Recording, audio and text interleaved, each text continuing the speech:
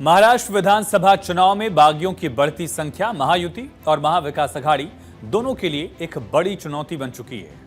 बागियों को मनाने, मतभेद सुलझाने के लिए 4 नवंबर तक का वक्त है। 4 नवंबर तक मनाने की कोशिशें जारी हैं। प्रमुख पार्टियों को अपने अपने क्षेत्रों में भी लगातार चैलेंज मिल रहा है। दरअसल टिकट न मिलने पर महाराष्ट्र विधानसभा चुनाव में कूदने वाले बागी महायुति और महाविकास अघाड़ी दोनों के लिए सिरदर्द बन चुके हैं। महाराष्ट्र में 20 नवंबर को वोटिंग होनी है। 23 तारीख को नतीजे आ जाएंगे। 30 अक्टूबर तक दरअसल नामांकन पत्रों की जांच हुई। 29 अक्टूबर तक नामांकन हुए और नाम वापसी की अंतिम तारीख है 4 नवंबर। एमवीए ने 286 सीटों पर प्रत्याशी उतारे। महायुति में 36 सीटों पर बगावत की खबर है। 19 बीजेपी के भी कैंडिडेट दरअसल बागी तौर पर उतरे हैं। शिंदे शिवसेना से भी 16 बागी हैं।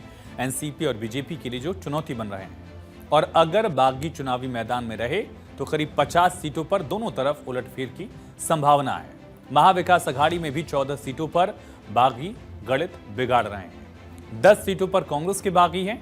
4 सीटों पर उद्धव सेना के बागी उतरे हुए हैं। दरअसल महाराष्ट्र की 288 सदस्यीय विधानसभा के लिए 20 नवंबर को वोटिंग होनी है और नामांकन दाखिल करने की आखिरी तारीख 29 अक्टूबर थी।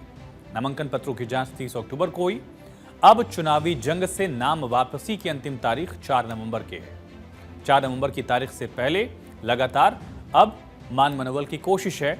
इसके बाद मैदान में बचे बागियों की संख्या पर स्पष्ट तस्वीर सामने आ जाएगी कि किस पार्टी से कितने बागी हैं। लेकिन जानकारी है कि अभी तक महायुति ने जहां 50 से ज्यादा बागियों की पहचान की है, वहीं बाकी दलों की तरफ से विभिन्न दलों ने करीब 150 नेताओं ने अपनी पार्टी या गठबंधन के आधिकारिक उम्मीदवारों के खिलाफ नामांकन दाखिल किया है। नामांकन वापस लेने की अंतिम तिथि 4 नवंबर है और इसीलिए इन दोनों अलायंस के पास, मोर्चों के पास मतभेद सुलझाने, बागियों को मैदान से हटाने, मनाने के लिए करीब 4 दिन का वक्त, या यूं कह लें कि अब तो 3 ही दिन का वक्त बाकी है। और ये बागी टेंशन कैसे बढ़ा रहे हैं देखिए।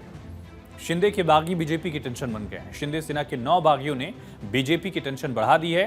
बीजेपी की कोटे के 9 सीटों पर शिंदे गुट के बागी मैदान में हैं। नवी मुंबई में अरौली, मुंबई के अंधेरीपुर, पेचोरा, बेलापुर, फुलंबरी, कल्याणपुर, विक्रमगढ़, सोलापुर सिटी में शिंदे सेना के नेता बागी हो गए हैं, जो सीटें बीजेपी की थी। और बीजेपी के बागी भी शिंदे की टेंशन बढ़ा रहे हैं। 10 विधानसभा ऐसी हैं जहां बीजेपी के नेता बागी हैं। मैकर, बुल्ढाणा, सावंतवाड़ी, जालना, पैठन, घनसावंगी पर प्रत्याशी बागी हुए। अलीबाग, करजत, बोरीवली और मीरा भयंदर में भी बीजेपी के नेता शिंदे गुट के खिलाफ बगावत पर हैं। बागियों के कारण खेल बिगड़ रहा है।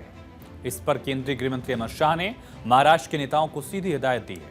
डिप्टी सीएम देवेंद्र फडणवीस ने कहा भी है कि बीजेपी बड़ी पार्टी है। हमारे कई नेता चुनाव लड़ने की इच्छा रखते थे। गठबंधन में पार्टी की अपनी सीमा है। हम बागियों को मनाने की कोशिश कर रहे हैं। उम्मीद है कि 4 नवंबर के पहले वो मान जाएंगे। लेकिन ऐसा नहीं कि महाविकास अघाड़ी की राह आसान है। अघाड़ी में भी सीट बंटवारे को लेकर अंतिम समय तक खींचतान चलती रही थी। मुंबई, ठाणे के अलावा विदर्भ में उद्धव सेना और कांग्रेस की दावेदारी के कारण कई नेता बागी हो गए। उद्धव सेना के खिलाफ कांग्रेस के 10 बागी जो हैं वो चुनावी मैदान में हैं। सिर्फ 4 सीटों पर उद्धव सेना के बागी कांग्रेस उम्मीदवारों के खिलाफ नामांकन कर चुके हैं। ठाणे जिले में कोपरी, पचपाखड़ी, मुंबई में बायाकुला और नागपुर जिले में रामटेक सीट राजापुर में बागी उद्धव सेना का गणित बिगाड़ सकते हैं। इसके अलावा परली, बीड, जिंतूर, पारोला, अरंडोल और श्रीगोंडा में भी कांग्रेस के बागियों को 4 नवंबर तक नामांकन वापस लेने के बाद ही एमवीए चैन की सांस ले सकेगा। वर्सोवा, मानपुर समेत कई ऐसी सीटें हैं जहां दरअसल उद्धव गुट के उम्मीदवार बागी हो गए हैं।